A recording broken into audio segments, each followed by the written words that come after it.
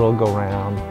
But in our movie, it has three parts. And the first one is kind of a traditional academic one, where we have an anthropologist who's named Yonie Harris, who studied romantic love in the Cook Islands.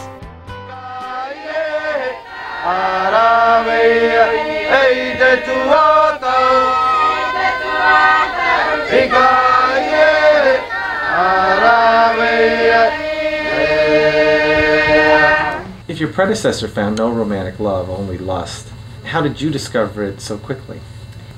I think that he was looking for something that looked like our courtship in the U.S., a Western courtship system. That's not what the Mangaians do at all. And in fact, their courtship is very secretive. There is a frank sexuality about their courtship. I think they're a bit easier with the importance of sex in romantic love than we are sometimes. They acknowledged it easily. And they do fall in love, and they have a language that describes that. They have very precise words that they can use to talk about being in love, the various degrees of being in love, the intensities that are involved. They have language that describes flirting all the way up to being so in love that you may die of it. And my son, he, being 16, he was very much a part of a lot of the teen scene, what they call the mapu, which is adolescence.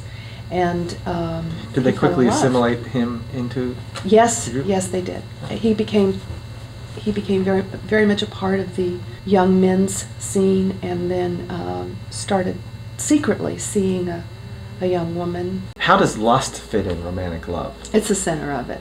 I mean, it's the kickoff. It's the thing that romantic love is not romantic love unless there's lust involved, unless there's the potential for a sexual relationship. It doesn't ever have to be realized, but that sexual potential has to be there, because the whole point of romantic love is to have an offspring. So if you don't have lust, you've got something else other than romantic love. And in studying it and talking to people about romantic love, there really is a sequence for the way, I learned that there's a sequence for the way these things go. And lust is the very first component. And then you have idealization enter in, which makes the object of your lust special in some way. And those two components then kick off romantic love. If you have lust alone, then you've got sexual interest, and that's about it. You can appreciate the sexual partner, but it won't be romantic love. The second part, we wanted to mix things up a little bit. So we contacted a heavyweight fighter named Mark Lee and asked him about his thoughts about love. And they're fascinating.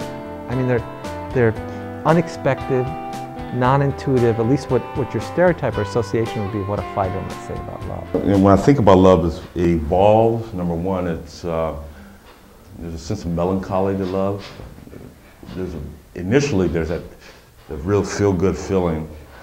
When I think about it, I think of a historical, when I was in love, when I thought I was in love. When you ask me that question, all these thoughts run through my mind. And there's a lot of sadness with it when I think about it.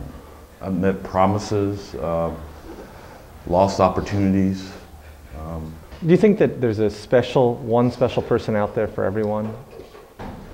Or is it something, or do you create love? I don't know if there's one special person. I think everybody can fall in love. I think there's somebody out there for us to fall in love. Just the mathematics alone tells me that there's a number of people on the planet.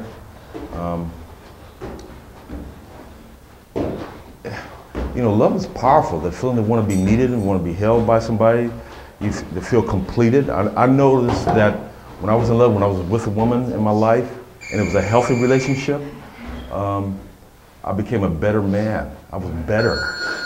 I liked what I was a lot more mature. I was a lot more responsible. I thought about us as a unit, that we were going to do things. I was just a better man when I thought I was in love. Do you have a choice?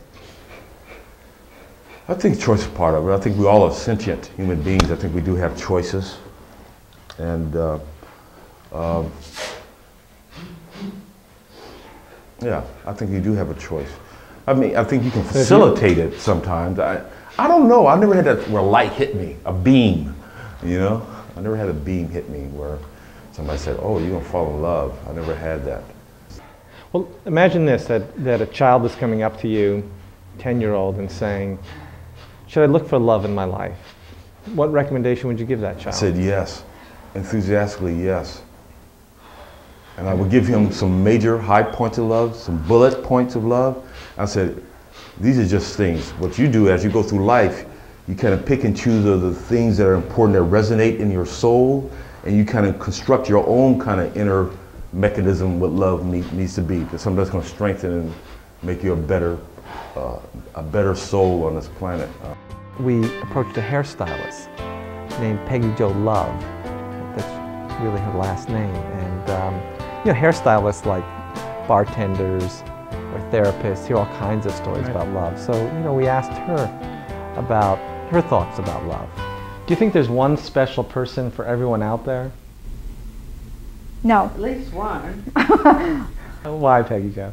Well, I've just seen too many people be madly in love again and again, and things have happened that it, you know. But I don't think that there's one person. There's not. I don't believe in that. There's one soulmate out there. I believe that my mother personally has had 3 marriages in her life, and she was madly in love with the first and third one, but they both passed away. And I think that she had as much passion and love for her third husband as she did for her first husband. My most important thing I think about love is our expectations keep us from appreciating our reality.